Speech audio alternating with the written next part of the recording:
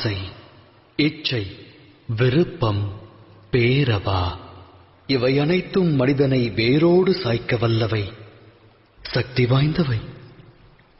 மனித வாழ்வில் அடங்கியது யாதென எவரேனும் வினவினால் அதற்கான தம் விடை யாது? சற்றே சிந்தியுங்கள்.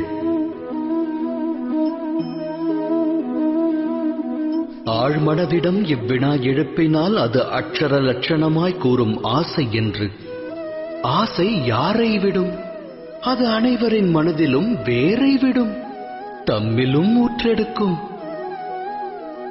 8 திக்கையும் வென்றவர் உண்டு, விண்ணையும் மண்ணையும் ஆண்டவர் உண்டு. ஆனால் ஆசை வென்றவர் அண்டத்தில் இல்லை. ஆசையெனும் மோகத்தை தேடுவதன் மூலம் அனைவரும் அலைவர் அல்லும் பகலும். எனினும் மோகம் என்னும் அக்கூட்டில்தான் ஞானமும் வாசம் செய்கின்றது. அது எவ்வாறு? துளிர்விடும் மானிட ஆசைகளுக்கு பக்குவம் அளிக்க ஞானம் என்னும் ஒளிக்கீற்றானது மானிடனது இதயத்திற்குள் பிரவேசிக்கின்றது. இது மானிட ஆசைகளை எடுத்துரைக்கும் கதையல்ல. இச்சை கொண்ட மனதால் ஒருவர் வாழ்வில் உயர்வு தாழ்வு அடைந்த கதையும் அல்ல. இக்கதையானது இச்சை என்னும் கர்ப்பத்திலிருந்து உதித்தெழுந்த ஞானக் கதை. எனது நாமம் வாசுதேவ கிருஷ்ணன். நான் செல்லவிருக்கும் யாத்திரைக்கு தம்மையும் அழைக்கிறேன். இந்த யாத்திரையில் வாழ்வின் மர்மத்தையும் மனித தர்மத்தையும் அறிவீர்கள். சேற்றுநிலை உதித்தாலும் செந்தாமரையாகும் கர்மம் அறிவீர்கள். இந்த யாத்திரையின் பெயர் மகாபாரதம்.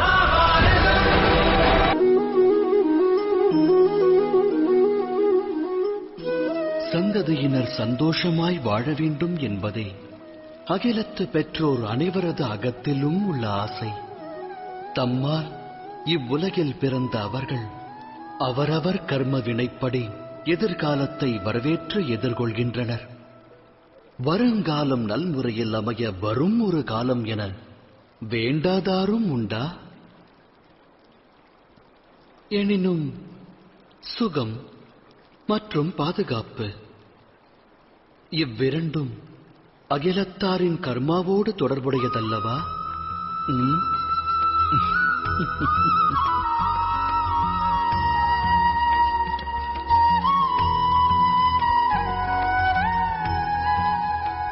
அகிலத்தில் ஓர் ஜீவனின் பிறப்பு வளர்ப்பால் பெரும் சிறப்பு. பெரும் சிறப்பு பெரும் சிறப்பாய் அமைய அவசியம் தேவை பரம்பொருளின் அரவணைப்பு.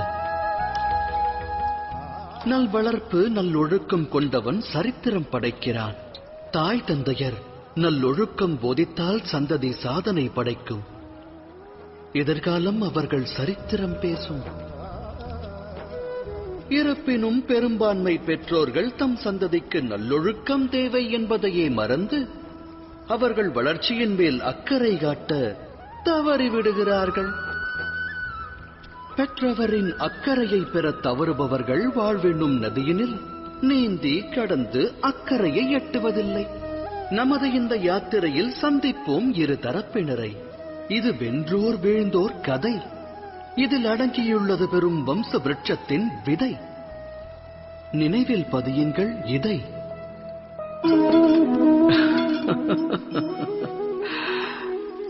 நிகழும் வாழ்வின் நிகழ்வு சிலரின் சிந்தனைகளை இதுபோல் சிதைத்து விடலாம். சிதைந்த சிந்தனை சிலரின் மனதில் வன்மத்தை விதைத்து விடலாம். ஆனால் எதிர்காலம் மனிதனின் சிதைந்த சிந்தனைக்கு வழிவகுக்குமா? நடவாது. ஒருவன் உயர்ந்த ஓர் மலை சிகரத்தின் அடியில் நின்று அதன் உச்சியை அடைய முடியும் என்று நினைப்பதால் மட்டும் அவன் மன எண்ணம் நிறைவேறுமா? இயலாது. முயற்சி வேண்டும். மலையின் சிகரத்தை அடைய முயற்சிக்கையில் தடைகள் உருவாகலாம். உருவாகும் தடைகளை உடைத்தெறிய தன் சக்தியையும் யுக்தியையும் பயன்படுத்தி உச்சியை அடைய வேண்டும். சூழலுக்கேற்ப வாழ பழக வேண்டும். வன்மம் அவன் மனதில் விருட்சமாக எழுந்தால் லட்சியத்தை எட்ட நிச்சயம் முடியாது. இறைவனை மனதில் நிறுத்தி எதையும் தொடங்க வேண்டும். இது அனைவரின் வாழ்விற்குமான அறிவுரை அல்லவா? சத்திய நெறியில் வாழ்வதை விட்டு இருள் பற்றிய வழியில் பற்றுதல் கொண்டால் மனிதனின் வாழ்வு அதன் பிறகு வெற்று புள்ளியாகும். அதோடு முற்றுப்புள்ளியாகும். வாழ்வில் அனுபவம் கற்றுத்தரும் பாடம் இது. அப்படியென்றால் வாழ்வின் பாதை எதுவாக வேண்டும்?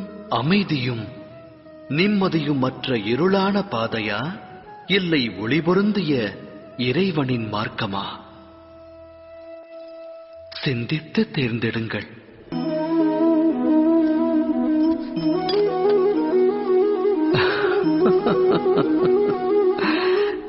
எதிர்காலத்திற்கான மறுபெயரே போராட்டம். இன்று மனதில் தோன்றும் ஆசை நிறைவேறவில்லை என்றால் இதயம் அது எப்போது கிடைக்கும் என்று போராடும்.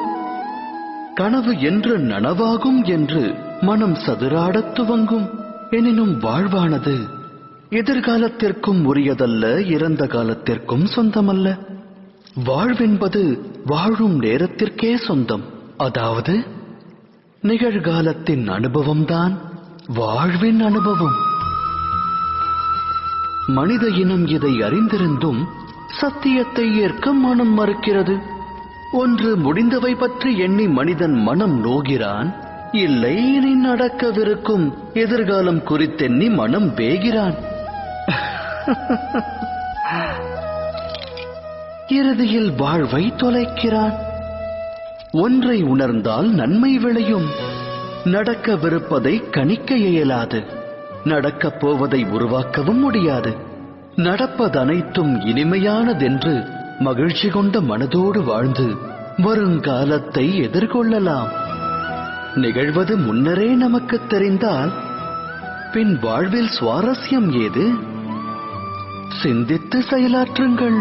பழிவாங்கும் உணர்வு இவை விளையும் இன்னல்களுக்கு அஸ்திவாரமாகும். தாய் தந்தையர் சந்ததியர் வாழ்வில் சந்தோஷம் சங்கமிக்க எண்ணுவர். ஆனால் சந்ததியர் வாழ்வு ஈன்றோர் கர்மத்தை அடிப்படையாக கொண்டது.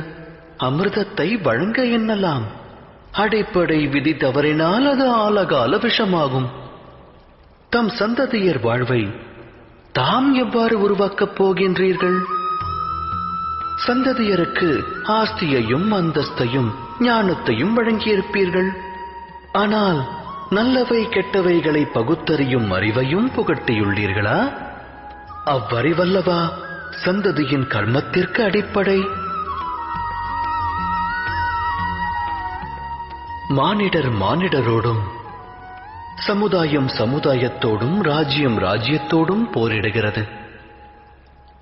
இவை முன்னோர் வினைப்பயன் அல்லவா?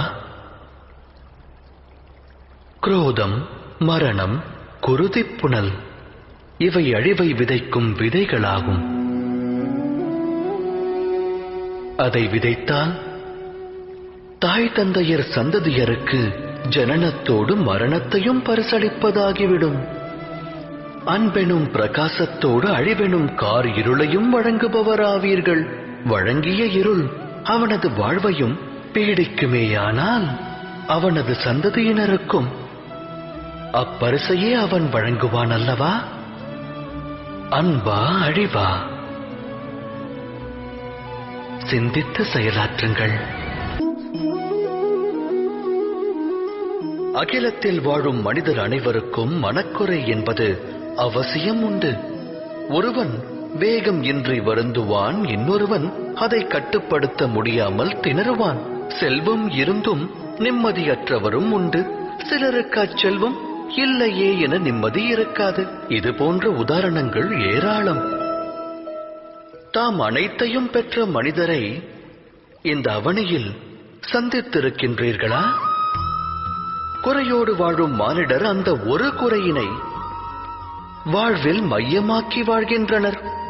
அக்காரணத்தால் இதயத்தில் துக்கமும் வேதனையும் குடிகொள்ளத் துவங்குகிறது. அவ்வேதனையே ஜனனத்தினின்று மரணம் வரை நீடிக்கிறது. அவ்விதம் உருவான அந்த குறையானது அம்மானிடருக்கு பழகிய ஒன்றாகும். வேறு சிலர் பற்றியும் கூறத்தான் வேண்டும். உருவான குறையை ஒரு சிலர் தம் சாமர்த்தியம் கொண்டு வெல்கின்றனர். அவர்களுக்கும் ஏனையோருக்கும் என்ன வேறுபாடு? தாம் இது குறித்து சிந்தித்ததுண்டா? இதற்கான விடை மிக எளிது. எவர் குறையினை வென்று காட்டுகிறாரோ, தனது சாமர்த்தியம் கொண்டு அதை வீழ்ச்சியடையச் செய்கிறாரோ, அவர் அதை கடந்த நிலைக்குச் செல்கிறார். ஆக குறை ஏற்படுவது விதிப்பயனே.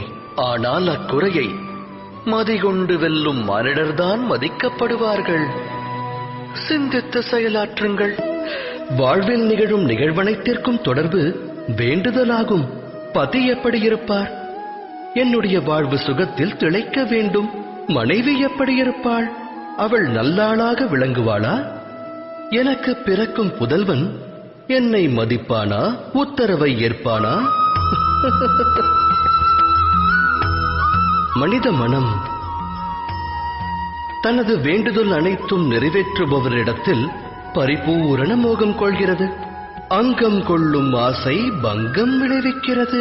காரணம் என்ன? ஏனெனில் ஆசை என்பது மனித மூளையை வியாபிக்கிறது. ஒருவரது ஆசையை உற்றவரே அறியாவிடில் மற்றவர் எவ்வாறு அறிவார்? நிறைவேறும் என்று கனவு கண்ட ஆசை நனவாகாமல் போனால் ஆசை கொண்ட மனம் நிராசை அடைகிறது. நிராசையடைந்த அம்மனதில் போராட்டம் பிறக்கிறது. அழிவிற்கான ஆரம்பம் அந்த போராட்டத்திலிருந்து துவங்குகிறது. ஆனால் மனிதர் தம் மனதில் பேராசை என்னும் விதையை விதைக்காமல் அன்பினை விதைத்தால் அகண்ட அகிலமே நன்மையை பெறும். நன்மையை பெறும் அகிலத்தில் நலமோடு மானிடர்கள் வாழ்வார்கள் அல்லவா? விதைப்பது எதுவென்று ஆலோசியுங்கள்.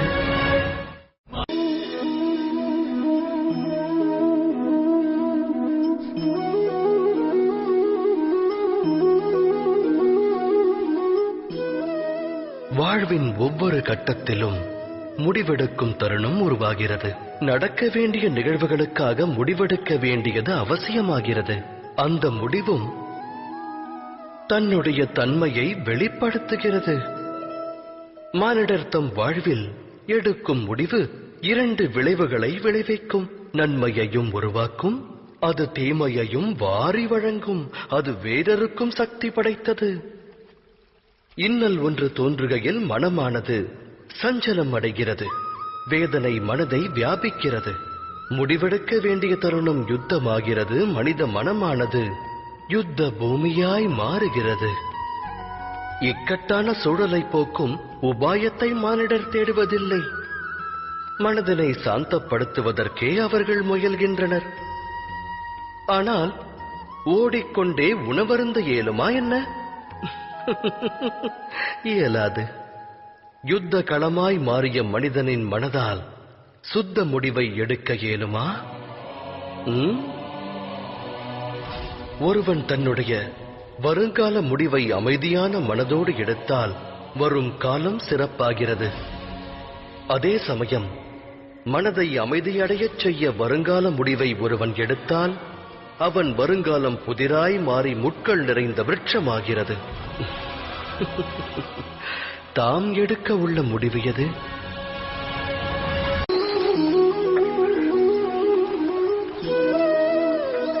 ஒரு முக்கிய கூற்று மனிதனுக்கு எக்காலத்திலும் புதிராகவே விளங்குகிறது. தன்னுடைய உறவுகளைக் கொண்டு அளவற்ற சுகத்தையும் துக்கமற்ற நிலையையும் எவ்வாறு அடைவது எனும் கேள்வி.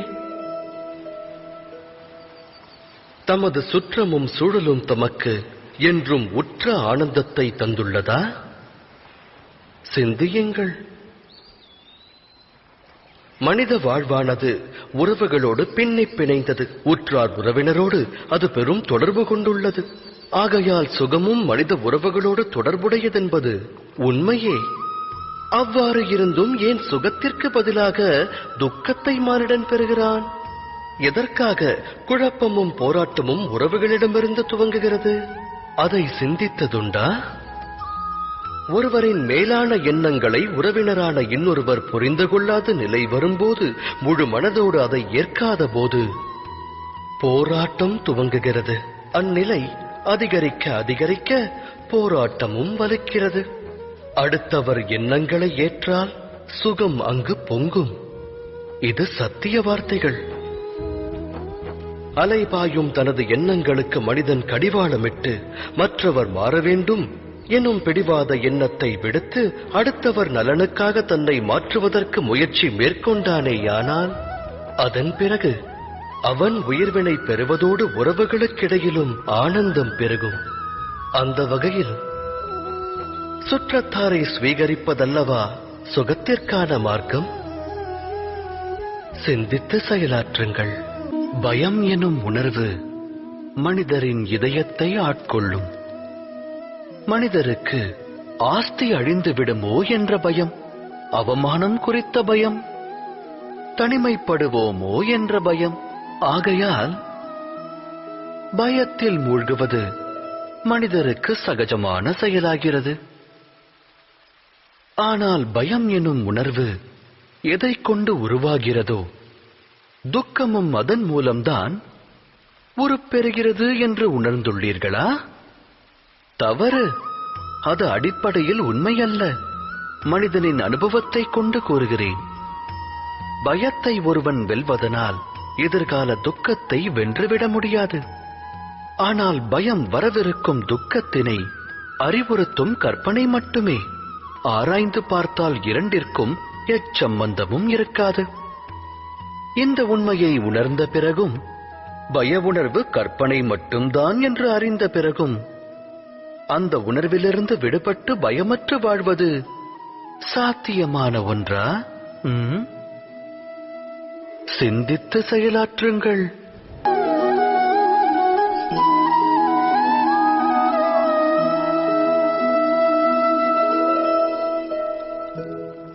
நிகழும் நிகழ்வானது ஒருவருக்கு அநியாயமாக தோன்றினால் அது அம்மனிதரின் மனதை பெருமளவு பாதிக்கும். அகிலமே அம்மனிதருக்கு ஜென்ம விரோதியாக தோன்றும். அநியாயத்தின் பாதிப்பு எந்த அளவு பெருகுகிறதோ, ஒரு மனிதருடைய மனமும் அதே அளவு விரோதம் கொள்கிறது. நடந்த கொடும் நிகழ்விற்கு மனமானது நியாயம் வேண்டும். அவ்வேண்டுதல் தவறில்லை.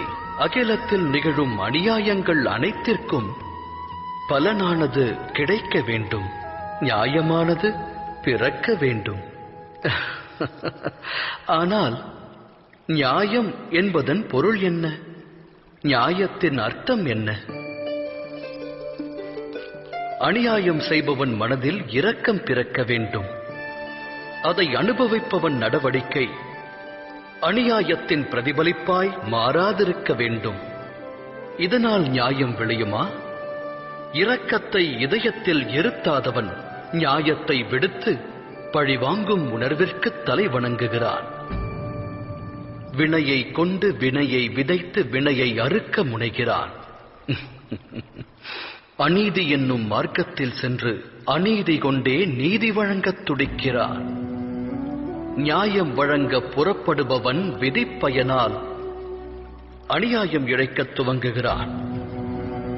அநியாய கடலில் மூழ்குகிறான். நியாயம் பழிவாங்கும் உணர்விற்கிடையே சிறு வித்தியாசமே உள்ளது.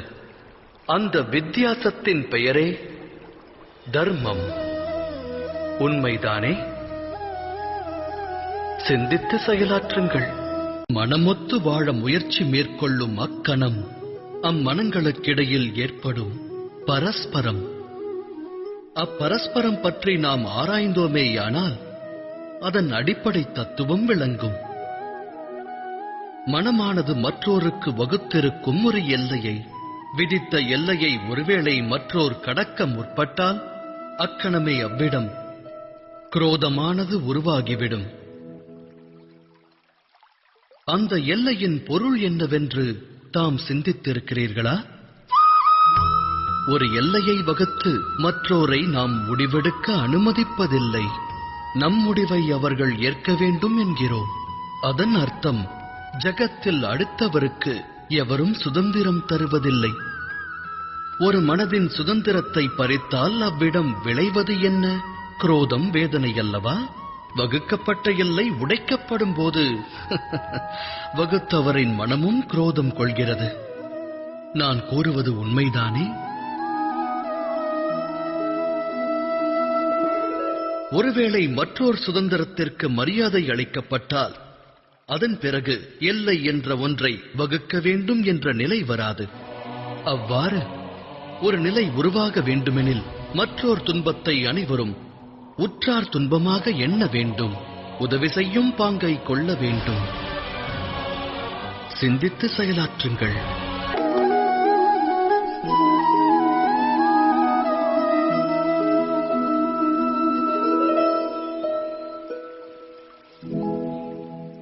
முடிவெடுக்கும் சமயத்தில் அனைவரும் சில அந்நிய சக்திகளுடைய ஆட்கொள்ளுதலுக்கு ஆளாக வேண்டிய நிலை ஏற்படுகிறது. வாழ்வில் இன்று எடுக்கப்படும் முடிவானது வருங்கால விளைவினை நிர்ணயிப்பதாகும். அப்படியென்றால் நம்முடைய வருங்காலம் பிற சக்திகளின் தாக்கத்தால், மற்றவரின் விருப்பத்தால் அமைய வேண்டுமா? நம்முடைய பரிபூரண வாழ்வும் மற்றவரால் வழிநடத்தப்படுமாயின் வாழ்வின் விளைவு என்னாகும்? பரந்த உலகத்தில் ஒவ்வொருவருக்கென்று தனித்துவமான ஒவ்வொரு விருப்பம் இருக்கும். ஆலயத்தில் வழிபடும் பக்தன் தானம் தா என்று வேண்டுவான். அருகில் நிற்கும் கள்வனோ தான் களவாடுவதற்கு நல் வாய்ப்பை தா என்று வேண்டுவான். தர்மம் வியாபித்த மனதானது நல் வழியை காண்பிக்கும். அதர்மம் வியாபித்த மனதோ தவறான பாதையில்தான் இட்டுச் செல்லும். இறைவனிடத்தில் ஒருவன் சரணாகதி அடைந்தால் அவனுக்கு சுகம் என்னும் பிராப்தம் கிடைக்கிறது. சரணடைந்து அச்சுகத்தை பெற வேண்டுமாயின் அவனுடைய மனதில் தர்மமானது வியாபிக்க வேண்டும்.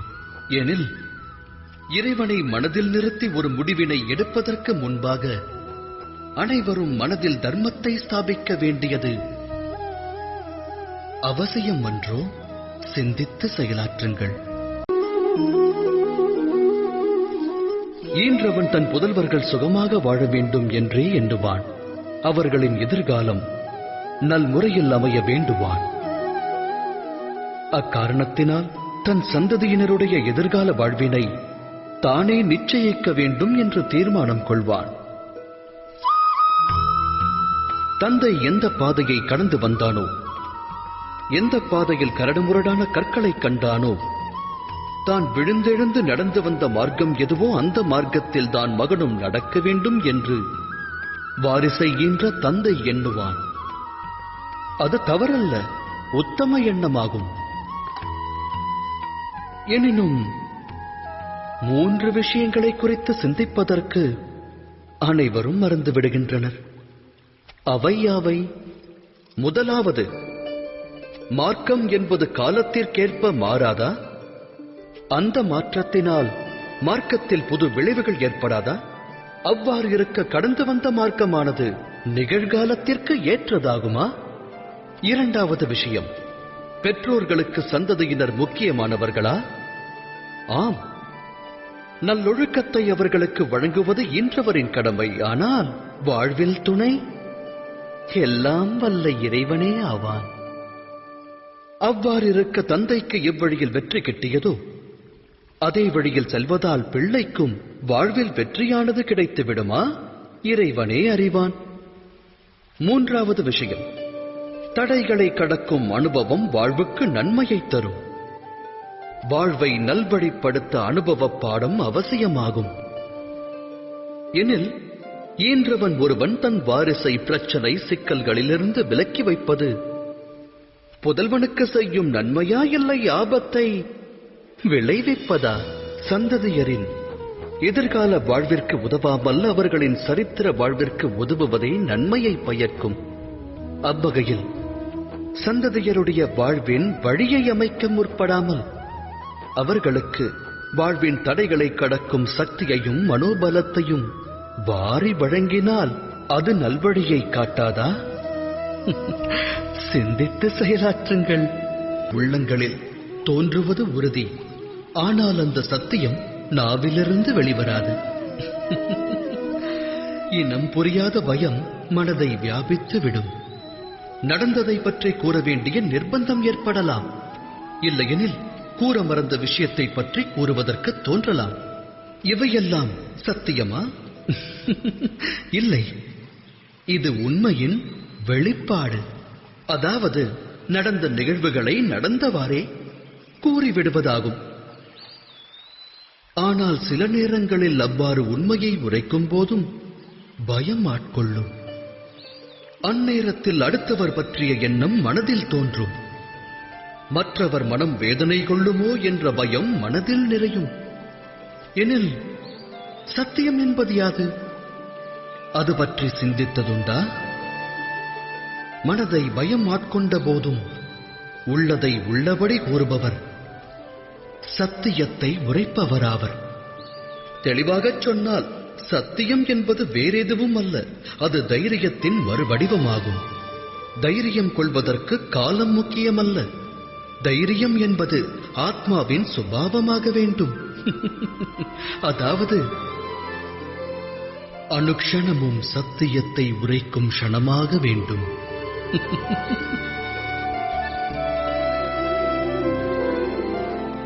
சிந்தித்து செயலாற்றுங்கள். சுபத்திரை, மனிதர்கள் எப்போதும் தம்முடைய புத்தி மற்றும் சூழ்நிலையைக் கொண்டே அர்த்தத்தை உணர்கிறார்கள். மழை பொழிவை கண்டு மயில் நடனமாடும் சாதக பட்சிகளோ வேதனை கொள்ளும். கூறும் வார்த்தையின் உண்மையான அர்த்தத்தை புத்திமான் ஒருவனே சரியாக புரிந்து கொள்கிறார். தவறாக அர்த்தம் கொள்பவரால் அனர்த்தம் விளைகிறது. எனினும் சுபத்திரை, தர்மத்தின் அஸ்திவாரத்தை அறிய வேண்டும். தர்மம் 5 அஸ்திவாரங்கள் உடையது. ஞானம், அன்பு, நியாயம், சமர்ப்பணம் மற்றும் துணிவு. நீ ஜன்மித்ததன் காரணம் யாதென சற்று முன்னர் நீ வினவினாய். கேளுங்கள் யக்ஷராஜனே. வாழ்வென்பது யாதென்று கூறு, அதோடு மரணத்தின் அர்த்தம் என்ன?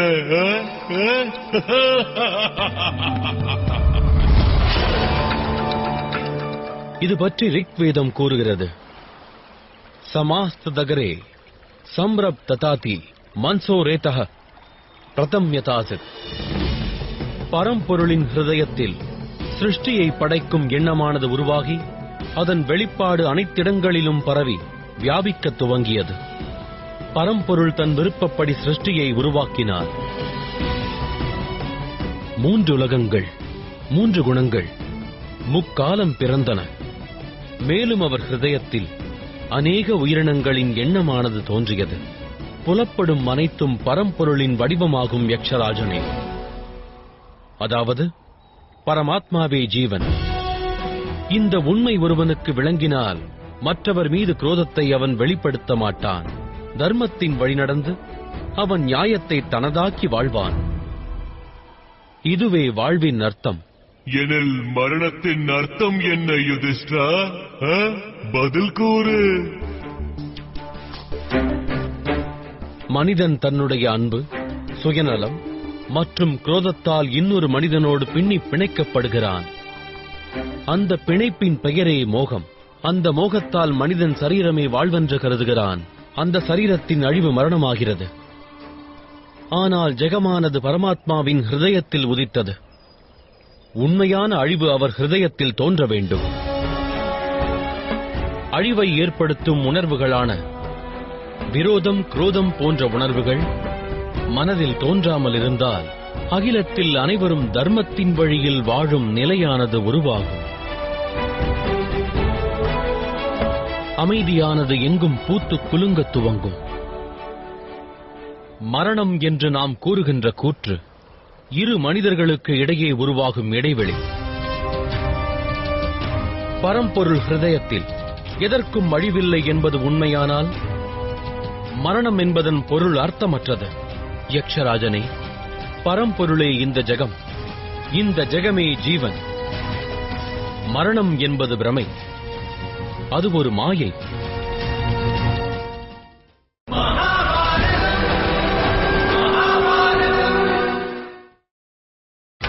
நீங்கள் பார்த்துக் கொண்டிருப்பது உங்கள் விஜய்.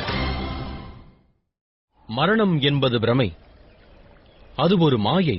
அற்புதம் மகனே யுதிஷ்டா, உன்னிடம் கேட்கப்பட்ட கேள்விக்கு நீ சரியான பதிலளித்தாய். ஆகையினால் நான் உனக்கு அளித்த வாக்கின்படி உன்னுடைய 4 தம்பியரில் ஒருவனுக்கு உயிர் பிச்சை அளிக்கிறேன். ஒருவனுக்கு வெற்றி அல்லது தோல்வி இரண்டில் ஒன்று நிச்சயம். ஆனால் நான் நடத்துவது லீலை அல்லவா? லீலையின் அர்த்தத்தை தாம் அறிவீர்களா? அந்த நிலையில் வெற்றியின் மோகம் இருக்காது, தோல்வியின் பயமும் வியாபிக்காது. வாழ்வில் ஆனந்தம் ஒன்றைத் தவிர வேறு எதுவும் இருக்காது. என்னிடம் பொய்யுரைக்காதே கிருஷ்ணா. நீ இதுவரை பாண்டவர் வெற்றி பெற வேண்டும் என்று மோகம் கொண்டதில்லை. இல்லை, எள்ளளவும் இல்லை. ஒரு பாத்திரத்தில் உணவிற்கான தானியம் நிரப்பப்படும் வேளையில் தானியங்கள் அதில் விழத் துவங்கும். ஒவ்வொரு தானியமும் அதற்கான ஸ்தானத்தில் நிலைக்கும். அந்த பாத்திரத்தில் எந்த தானியமானது மேல் உள்ளது, எது கீழ் உள்ளது என்ற பேதமானது தானியத்தில் இருக்காது. ஏனெனில் பாத்திரத்தில் உள்ள தானியம் அனைத்தும் இறுதியில் உணவாக வேண்டியதே.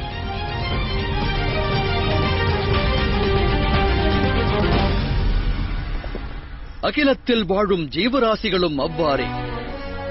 மனிதர் என்னும் தானியங்கள் அவரவர் ஸ்தானத்தில் நிலைக்கின்றன. அதர்மம் சில மனிதரை மேலெழும்பச் செய்வதால் அவர்கள் காலனுக்கு முதலில் உணவாவார்கள். தர்மம் சில மனிதரை ரட்சிப்பதால் அவர்கள் காலனுக்கு பிறகு உணவாவார்கள். ஆனால் அனைவரும் காலனுக்கு உணவாக வேண்டியவர்களே. அடங்கியிருக்கும் மகத்துவம் 2. எப்போது, எவ்வாறு என்பது. தாம் தமது அற்புத லீலைகளைக் கொண்டு மனிதரில் மாற்றங்களை ஏற்படுத்தி இருக்கலாம், தர்ம மார்க்கத்தை புலப்படுத்தி இருக்கலாம். என்னுடைய லீலை கொண்டு மனிதரின் ஆத்மாவில் மாற்றத்தை ஏற்படுத்த இயலாது. ஆத்மா பரமாத்மாவின் அங்கமாகும். ஒவ்வொருவரின் ஆத்மாவும் சுதந்திர உணர்வு கொண்டது. தேர்ந்தெடுப்பது தர்மத்தின் வழியையா அதர்மத்தின் வழியையா என்பதை அந்த ஆத்மாவை தீர்மானிக்க வேண்டும். தேர்ந்தெடுக்கும் அந்த முடிவினை எந்த லீலையாலும் மாற்ற இயலாது. இதில் ஆச்சரியம் ஒன்றுண்டு சகி. மனிதன் சுதந்திரமானவன். ஆனால் அவன் தன் அறிவைக் கொண்டு சிந்திப்பதில்லை. அவன் தர்மத்தை பற்றியோ அதர்மத்தை பற்றியோ எண்ணுவதில்லை. அவன் செய்வதெல்லாம் ஒன்றே. தன்னை விட அதிக சக்தியை கொண்டவனுடைய உயர்ந்த ஸ்தானத்தில் வீற்றிருப்பவனுடைய வழியில் நடக்கத் துவங்குவது, எண்ணிப் பாராமல் போற்றுவது. இது தந்தை மகனுக்கிடையில் நடக்கிறது. போற்றி புகழ் பாடுவது குரு சீடருக்கு இடையிலும் நடக்கிறது. அரசனின் புகழை பிரஜைகளும் பாடுகின்றனர். இதன் காரணத்தால் அரசனின் அதர்மச் செயல் பெருகும்போது அவன் பிரஜைகளின் அதர்மமும் தீவிரமாக அதிகரிக்கின்றது. அந்நிலை உருவாகும் வேளையில் ஒரு ராஜ்யத்தை ஆளும் அரசனுடைய ஹிருதயத்தை ஆட்கொள்வது பேராசை என்னும் எண்ணமாகும். அன்பும் தியாகமும் நிலைக்க வேண்டிய இடத்தில் லோபம் மற்றும் மோகம் அதிகரிக்கத் துவங்குகின்றது. ராஜ்யம் ஆளும் அரசன் அதர்ம வழியில் செல்வதைக் காணும் அந்நாட்டு பிரஜைகள் தாமும் அதர்ம வழியை தேர்ந்தெடுக்கத் துவங்குகின்றனர். எண்ணிப்பார் திரௌபதி,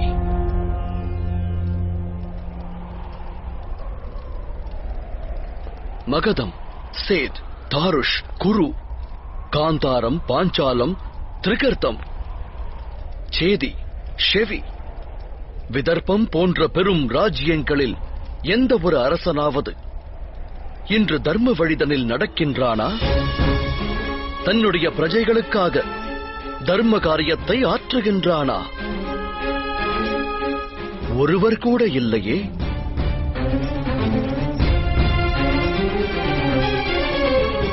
இந்த நாசம் தேவைதானா கோவிந்தரே? வேறு வழி ஒன்றும் இல்லையா?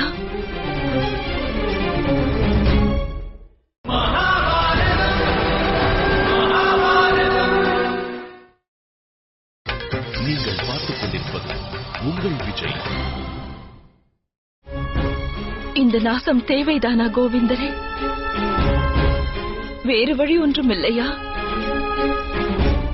இல்லை சகி, அதை எண்ணியே வேதனையுறுகிறேன். புளித்த பழங்களை ஒரு விருட்சம் நல்கினால் அதை வேரோடு சாய்த்து வேறொரு நல் விருட்சக்கன்றை அங்கு நட வேண்டியது அவசியம்.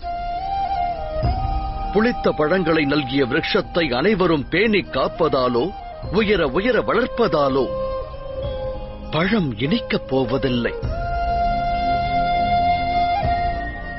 அதுபோல இன்று இந்த அகிலத்தில் தலைவிரித்தாடிய அதர்மம் வேரோடு சாய்க்கப்பட்டு தர்மம் ஸ்தாபிக்கப்பட வேண்டியது அவசியமானது. இனிவரும் காலத்தை நல்வழிப்படுத்த உருவாக்கப்பட்ட தவறான வழியை அழிக்க வேண்டியது அவசியமானது.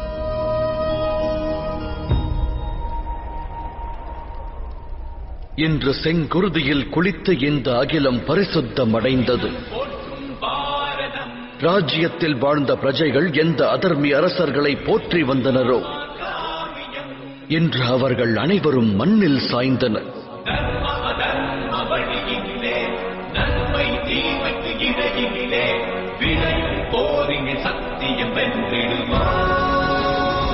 ஆனால் எமக்கு அழிவானது ஏற்படவில்லையே.